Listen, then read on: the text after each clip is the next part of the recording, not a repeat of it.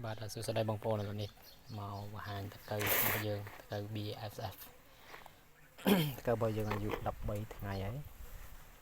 វិញថាធំមែនតើធំលួនមែនតើតកៅនេះហើយតកៅនេះដែរយើងទុកសម្រាប់ធ្វើពូជបន្តអញ្ចឹងយើងអត់ទាន់ដាក់ឲ្យមន់ស៊ីទេព្រោះនេះជាការសាក់លបងចំលើកដំបូងដែរអញ្ចឹងយើងទុកធ្វើពូជបន្តទៀត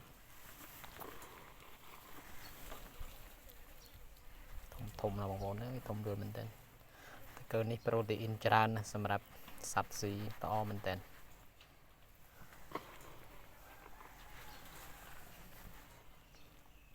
បងប្អូនដែលចិញ្ចឹមសត្វអាចមកសាក់លបងចំតកៅបានព្រោះនេះវាប្រូតេអ៊ីនខ្ពស់ច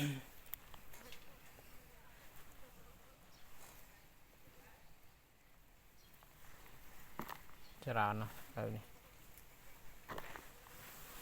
នេះខាងនេះទៀត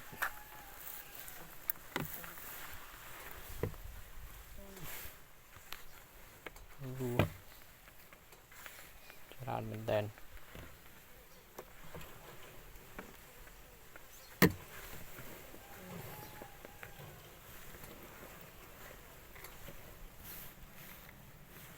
សិតតកៅ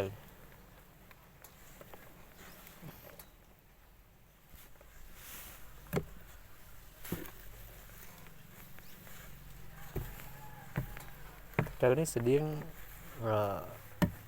ដួងកង់ដូចដួងប៉ុន្តែនេះក្បាលរៀងស្រួលជាងដួងនៅពេលដែលវារឹងខ្លួនខ្លាចជាតកៅខ្មៅរឹងខ្លួនបានវាញាស់ហើយចេញជារុយ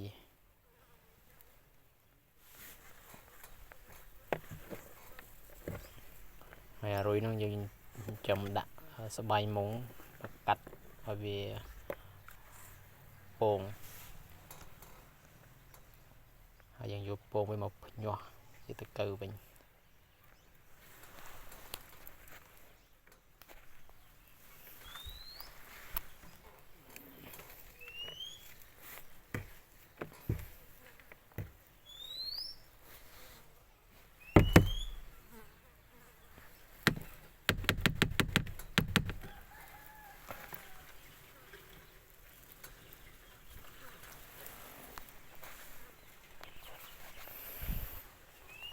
ថ្ងៃនេះយើងដាក់ចំណីអាចត្រីក្បាលត្រីដែលគេចោលតាមផ្សារហ្នឹងយើងសុំគេមកដាក់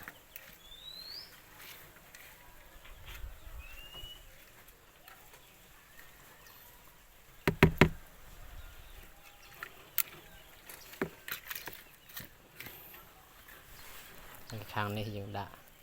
បន្លែផ្លែឈើដែលគេចោលដែរ